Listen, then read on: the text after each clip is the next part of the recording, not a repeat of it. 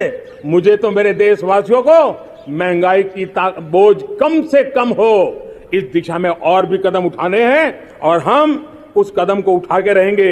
मेरा प्रयास निरंतर जारी रहेगा। महंगाई का बम फिर फूट गया। आज ही जुलाई की महंगाई दर आई है सामने और वो 7.44% है।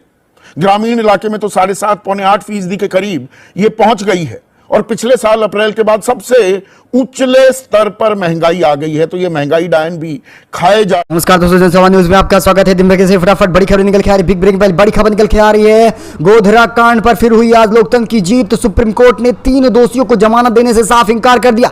गुजरात सरकार को लगी करारी फटकार, साथ ही बीजेपी को बताएंगे दिखाएंगे इसके बारे में। वही एक और बड़ी खबर निकल के आ रही है। आज 15 अगस्त के मौके पर विपक्ष ने केंद्र सरकार पर बोला करारा हमला। कहा इनकी सरकार में लोकतंत्र और संविधान साथ ही सरकारी संस्थाएं खतरे में हैं। ये भी जानने वाले हैं। वहीं एक और बड़ी अपडेट निकल के आ रही है। मणिपुर को लेकर प्रधानमंत्री ने लाल किले पर पहुंचकर जमकर फेंके जुमले। फिर कांग्रेस ने कहा दम है तो खासतौर पर इंफाल में जाकर दीजिए भाषण, बताएंगे इसके बारे में। वहीं महंगाई को लेकर बड़ी खबर निकल के आ रही है। देश में 15 महीनों का महंगाई का रिकॉर्ड टूट चुका है। वहीं देखा जाए नूह में फिर से हिंसा भड़काने के लिए ये नई ब्रिजमंडल की यात्रा निकाली जा रही है। मुस्लिम पक्ष ने किया बड़ा दावा और खट्टर सरकार पर उठ रहे कई बड़े सवाल। वहीं ज्ञान वापी को लेकर बड़ी खबर ये निकल के आ रही है कि मुस्लिम पक्ष बातचीत के लिए तैयार हो चुका है। वहीं देखा जाए एक और बड़ी अपडेट ये निकल के आ रही है कि ओवैसी ने खासतौर पर घर पर हुए हमले को लेकर बीजेपी पर सारा करारा निशाना। कांग्रेस अध्यक्ष यानी कि मल्लिकार्जुन खड़गे ने दफ्तर में अपने फहराया तिरंगा। साथ ही देखा जाए तो उन्होंने नेहरू को लेकर कही बड़ी बात। वहीं एक और बड़ी खबर निकल के आ रही है। जी हां, अखिलेश यादव ने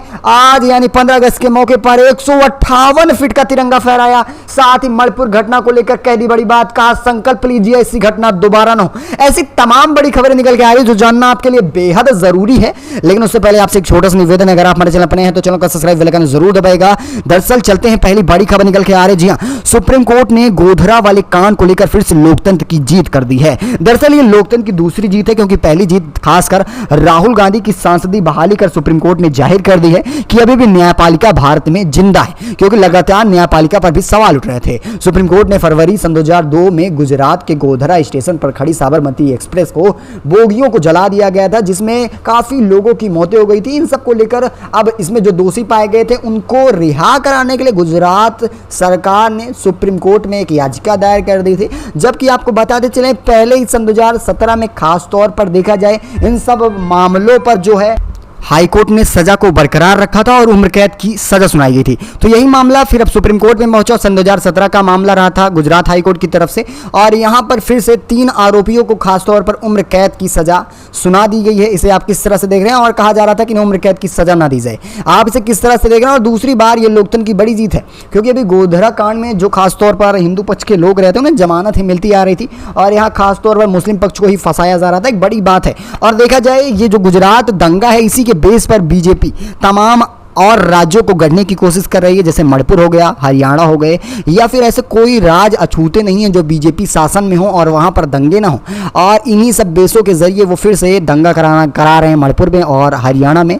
वैसे आप इसे किस तरह से देख रहे हैं? कमेंट के माध्यम से देना ना भूलेगा। और ये भी बताइए जो ज्ञान वापी का मामला और खासकर कृष्ण जन्मभूमि ट्रस्ट का मामला भी अब सुप्रीम कोर्ट पहुंच चुका है। यहां पर कितनी न्याय की गुंजाइश दिखाई दे रही है आपको सुप्रीम कोर्ट की तरफ से, यह भी देना ना भूलेगा। चलेंगे एक और अपडेट। एक और अपडेट निकल के आ रही है। जी हां, नूह में ब्रजमंडल की यात्रा को परमिशन मिलने के बाद नाराजगी जाहिर हो रही है। और देखा जाए फिर से नूह और गुरुग्राम के माहौल बिगड़ते नजर आ रहे हैं। हरियाणा के नूह जिले में हिंसा के बाद रविवार को, याद होगा आपको, पलवल में खासतौर पर महापंचायत आयोजित की गई थी, जिसमें कहा गया कि 28 अगस्त को फिर से ब्रजमंडल धार्मिक यात्रा दोबारा निकाली जाएगी। मुस्लिम बहुलक के जिला मेवात में लोगों ने अलग अलग प्रतिक्रियाएं सामने रखी हैं। ब्रजमंडल यात्रा दोबारा होने से फिर से मेवात में हालात गंभीर हो सकते हैं। और आपको बताते चले कि मेवात में खासतौर पर एक नई हिंसा भड़काने की हिंदू संगठन की कोशिश की जा रही है। और देखा जाए इसी यात्रा की वजह से मुस्लिम लोग पलायन कर रहे हैं, और पलायन करने के पीछे हरियाणा सरकार की बड़ी हाथ है। हरियाणा सरकार को परमिशन नहीं देनी चाहिए थी 28 अगस्त को, जिस तरह से फिर ब्रजमंडल यात्रा निकालने की बात कही जा रही थी। आप इसे किस तरह से देख रहे हैं? क्या इसके पीछे बीजेपी का हाथ? अपनी राय दीजिएगा। एक और बड़ी खबर निकल के आ रही है। पीएम मोदी फिर से देखा जाए मणिपुर को लेकर लाल किले से जमकर फेंक रहे हैं जुमला। कहा मणिपुर में शांति बहाली है। और फिर कांग्रेस ने कहा दम है तो इंफाल से भाषण देकर दिखाओ। प्रधानमंत्री नरेंद्र मोदी 77वें गणतंत्र दिवस पर लाल किले पर अपने संबोधन में मणिपुर का जिक्र किया है और यह दूसरी बार है जब प्रधानमंत्री मणिपुर के मुद्दे पर अपनी चुप्पी खोले हों। यहां पर देखा जाए मणिपुर को लेकर प्रधानमंत्री ने कहा मणिपुर के हालात ठीक हो चुके हैं। अब इसको लेकर देखा जाए, अब प्रभारी भक्त चरण दास ने कहा अगर प्रधानमंत्री जी मणिपुर में खासतौर पर शांति बहाली है तो वहां जाइए, वहां से भाषण दीजिए, वहां दौरा कीजिए, ये तमाम बातें रखे हैं। वैसे देखा जाए चूरा चांदपुर हो या फिर पूर्वी इंफाल हो, यहां लगातार माहौल संवेदनशील ही बने हैं, लेकिन प्रधानमंत्री जुमला फेंकने में पीछे कभी नहीं हटते और यही वजह है कि फिर से लाल किला पर लोगों को बरगलाने के लिए तमाम बातें कही जा रही हैं। इसे आप किस तरह से देख रहे हैं, अपनी राय दीजिएगा। एक और अपडेट निकल के आ रही है, ज्ञान वापी को लेकर बड़ी खबर निकल के आ रही है। मुस्लिम पक्ष बातचीत के लिए तैयार हो चुका है। बड़ी खबर निकल के आ रही है, ज्ञान वापी प्रकरण को कोर्ट से बाहर हल करने के लिए अब इस वैदिक सनातन संघ की ओर से मुस्लिम पक्ष को पत्र लिखकर बातचीत का आमंत्रण दिया गया है।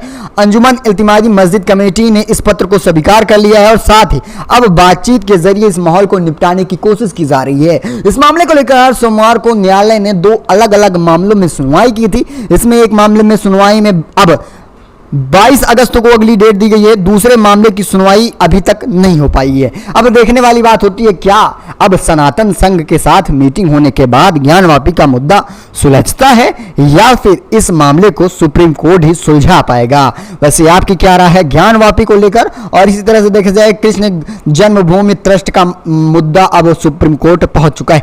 अच्छा, महंगाई को लेकर भी बड़ी खबर निकल के आ रही है। लगातार टमाटर का चर्चा रहा, लेकिन टमाटर के साथ अन्य चीजों में भी खासतौर पर बढ़ोतरी हुई है। देश में आम लोगों की महंगाई से कमर टूट चुकी है। देश भर में खाने पीने की चीजों में लगातार आसमान छूने लगे। इसके पीछे सबसे बड़ी हाथ है कि जो सन 2023 की पॉलिसी रही बजट में, उसमें खासतौर पर खाने पीने वाली चीजों पर जीएसटी लगा दी गई है। सरकार आज देश में खासतौर पर महंगाई बढ़ाती जा रही है, जिसके अनुसार देखा जाए जुलाई महीने में, यानी देखा जाए केवल 1 महीनों का फर्क नहीं है अगस्त में अभी तक। आपको बताते चलें अब तक अगर देखा जाए 1 अगस्त से लेकर 15 अगस्त के बीच महंगाई खुदरा बढ़कर 7.44% हो चुका है और ये 15 महीनों का रिकॉर्ड तोड़ दिया है। इसे आप किस तरह से देख रहे हैं, अपनी राय दीजिएगा। आपको बताते चलें कि 11.51% पर उछलकर जल्द पहुंच जाएगा महीने के अंत तक। इसे आप किस तरह से देख रहे हैं, अपनी राय दीजिएगा। और महंगाई के पीछे आप किसका हाथ देखते हैं जरूर बताइएगा। वहीं एक और बड़ी खबर निकल के आ रही है, भारत जोड़ो यात्रा को लेकर कांग्रेस 15 अगस्त से ही तैयारियां भरना शुरू कर दिया है। भारत जोड़ो यात्रा का पहला चरण पूरी तरह से सफल रहा। राहुल गांधी का एक नया चेहरा सामने निकल के आया, जिसका परिणाम खासतौर पर कर्नाटक चुनाव और हिमाचल प्रदेश के चुनाव में दिखा, लेकिन अब वहीं राजस्थान, उत्तर प्रदेश या फिर छत्तीसगढ़ या फिर मध्य प्रदेश में भी दिखने वाला है भारत जोड़ो यात्रा 2.0 के तहत। इसे आप किस तरह से देख रहे हैं। गुजरात के महात्मा गांधी सरदार पटेल भूमि यानी पोरबंदर से ये यात्रा शुरू होने जा रही है। ये बड़ा ऐलान कर दिया गया 15 अगस्त को। अच्छा, ओवैसी को लेकर बड़ी खबर निकल के आ रही है। उनके आवास पर आपने देखा सरकारी बंगले पर हमला होता है, तो 15 अगस्त को फिर से प्रतिक्रिया दे रहा है और खासकर इस बार बीजेपी नेताओं को निशाने पे लिए। उनका कहना है कि इसके पीछे बीजेपी नेताओं का अहम हाथ है। अब देखा जाए एएमआईएम के चीफ सांसद ओवैसी ने दिल्ली स्थित सरकारी आवास पर तोड़फोड़ की शिकायत मिली। अब देखा जाए अशोका रोड पर इनका मकान स्थित है, जहां पर सीटे सूटे मिले। अब देखा जाए पुलिस फोन कर शिकायत दर्ज कराई गई, जिसके बाद ओवैसी खुद आकर प्रेस कॉन्फ्रेंस कर बयान देते हैं। उन्होंने कहा ना कुछ पुलिस करने वाली है, क्योंकि केंद्र का पूरा दबदबा रहा है दिल्ली में और वो जो चाहते हैं वही कराते हैं। इसे आप किस तरह से देख रहे हैं, अपनी राय कमेंट के माध्यम से देना ना भूलेगा। एक और अपडेट निकल के आ रही है, मल्लिकार्जुन खड़गे ने कांग्रेस के दफ्तर में लहरा दिया है तिरंगा। कहा हम देश को बचा कर रहेंगे, विकास की राह पर आगे लेकर चलेंगे। स्वतंत्रता दिवस के मौके पर देखा जाए कांग्रेस अध्यक्ष मल्लिकार्जुन खड़गे ने मुख्यालय पर झंडा फहरा दिया है और खास बात यह निकल के आ रही है कि इस दौरान राहुल सहित तमाम कांग्रेस के बड़े बड़े नेता मौजूद रहे थे और यहां पर जवाहरलाल की प्रतिमा के सामने यह सब हुआ है और देशवासियों को गणतंत्र दिवस की बधाई भी दी है। इसे आप किस तरह से देख रहे हैं, अपनी राय कमेंट के माध्यम से देना भूलेगा। अच्छा, अखिलेश यादव ने एक बड़ा बयान दिया है स्वतंत्रता दिवस पर और देखा जाए 158 फीट का ऊंचा तिरंगा लहराया और कहा मणिपुर जैसे घटनाएं कभी न हो देश में, ऐसा हम संकल्प लेते हैं। राहुल गांधी देखा जाए अखिलेश यादव की तरफ से यह बड़ा बयान निकल के आ रहा है। वैसे देखा जाए इटावा जिले में समाजवादी पार्टी के अध्यक्ष और उत्तर प्रदेश के पूर्व मुख्यमंत्री अखिलेश यादव स्वतंत्रता दिवस पर सफाई विकास खंड कार्यालय में ध्वजारोहण किए हैं। इसे आप किस तरह से देख रहे हैं? जिस तरह से उन्होंने कहा कि मणिपुर जैसे हालात अब देश में कभी न हो। वहीं एक और बड़ी खबर निकल के आ रही है विपक्षियों को लेकर। बड़ी खबर यह है कि आवाज दबाने की सरकार कोशिश कर रही है।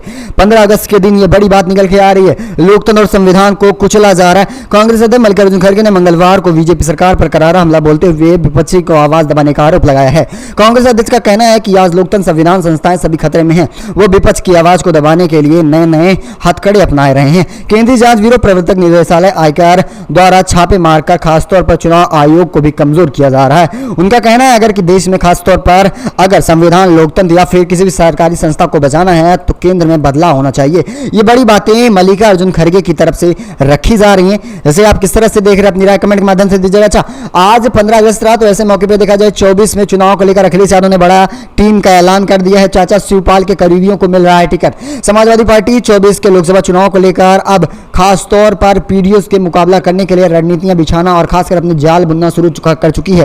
अखिलेश यादव ने रविवार को संगठन में अलग अलग पदों के स्थान पर देखा जाए तमाम लोगों को आमंत्रित कर दिया। इसमें कुल 182 नाम शामिल किए गए, जिसमें से 62 विशेष आमंत्रित किए गए, 120 पदाधिकारी भी रहने वाले। लेकिन इस बीच ये बड़ी बात निकल के आ रही है कि जो 62 अहम आमंत्रित पद के लिए किए गए उसमें से सबसे ज्यादा चाचा शिवराज के आदमी हैं। आप इसे किस तरह से देख रहे हैं अपनी राय कमेंट के माध्यम से देना भूलेगा। वैसे आपको बताते चलें इस खास बुलेटिन में बस इतना ही। मिलेंगे आपको बड़ी अपडेट के साथ, तब तक के लिए धन्यवाद।